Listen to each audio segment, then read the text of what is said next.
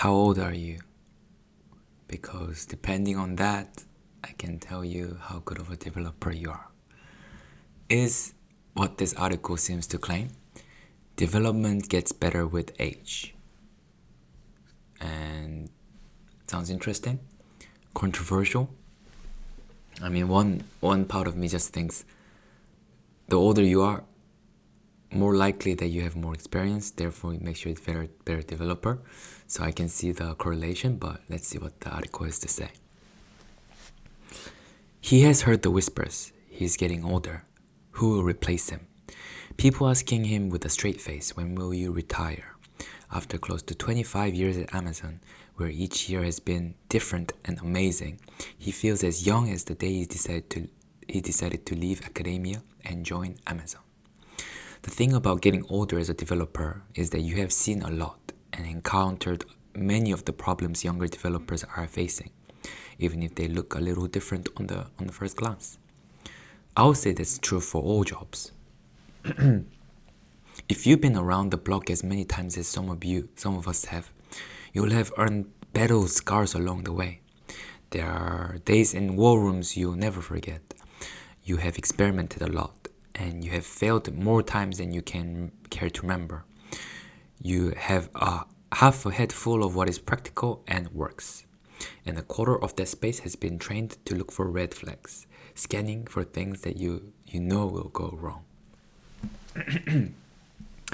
What's left in your head is used for creativity, taking in all sorts of signals, building mental models, and coming up with new, unique solutions is the best part of our jobs.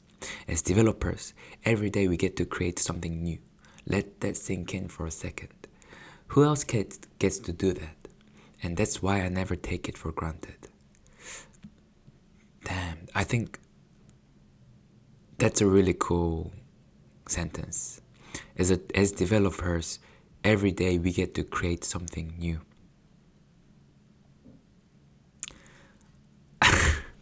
I guess it's not technically true. Some days you're just creating a to-do app.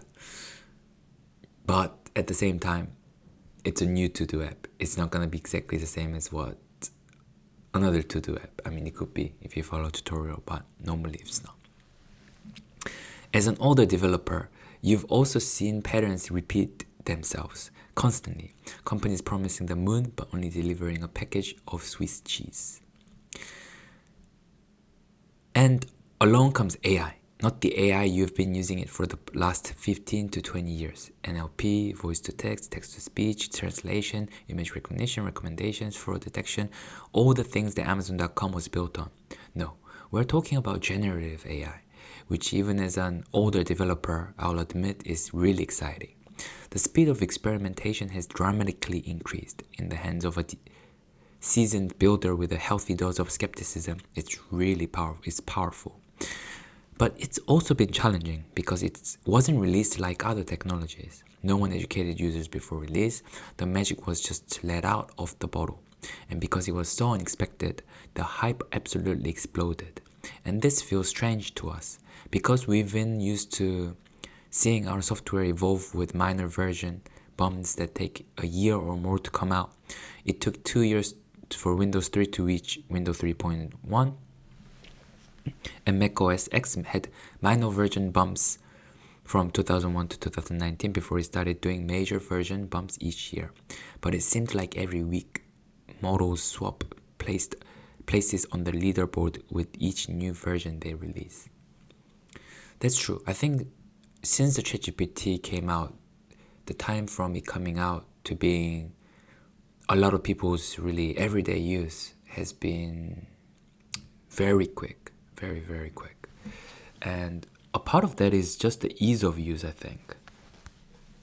I think it's one of those things you can't really train for someone to use LLMs. I think it's, even if you train that they'll use it the way they would have used it anyway. Just because it just works so well with everyday language.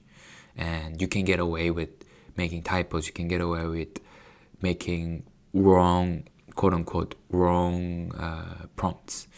You can get away with all these things. Whatever you type, it's never going to say, it doesn't recognize what you are saying.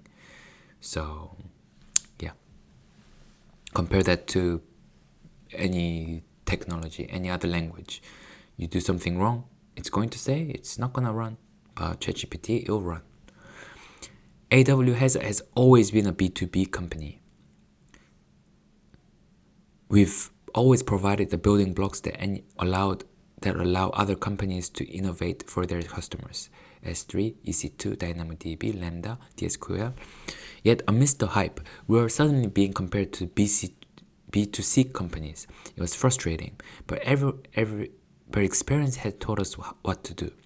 We went back to our roots, democratizing access to technology, models in this case, giving customers choice, keeping privacy and security as our top priorities, providing the guardrails companies need for safety and compliance, and leveraging automated reasoning to reduce potential model errors. That's the value of having seen patterns repeat over decades. You know which ones work.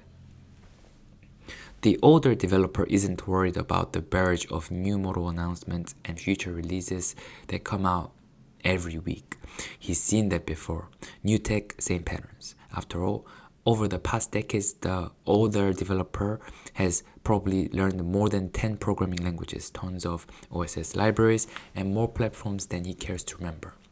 He was always keeping track of technology trends, reading papers, studying new directions, because that was the fun part of the job, learning things.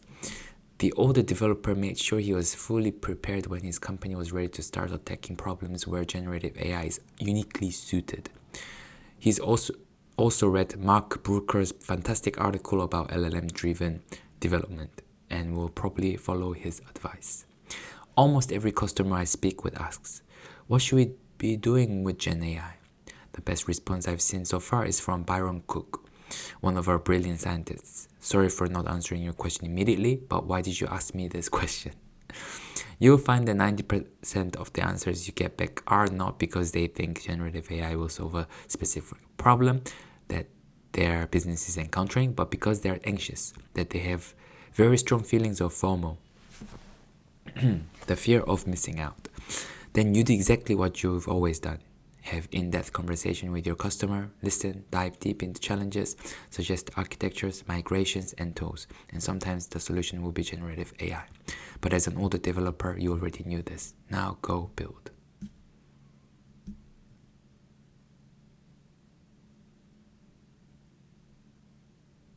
So it's an article about adapting to new changes and knowing how to do so from experience. And this person seems to treat AI as just another technology, nothing too special apart from that. And I get this FOMO because everyone's using AI. Should I be using it? You feel that in personal levels, because everyone looks at ChatGPT, it's like the new Google. And you feel that as company level too, because all the businesses are using AI. And you see all this Y Combinator companies, AI startups. Yeah. It's interesting. Of course, we've discussed many times that there are many different ways of looking at this. Is it a bubble? Is it not? Is it good at coding? Is it not? Will it replace us? Will it not? Yeah. It's all interesting conversations. And anyone's guess is as good as anyone else's, I think. Thank you guys for watching. I'll see you in the next one. Hope you enjoyed it. Subscribe and like.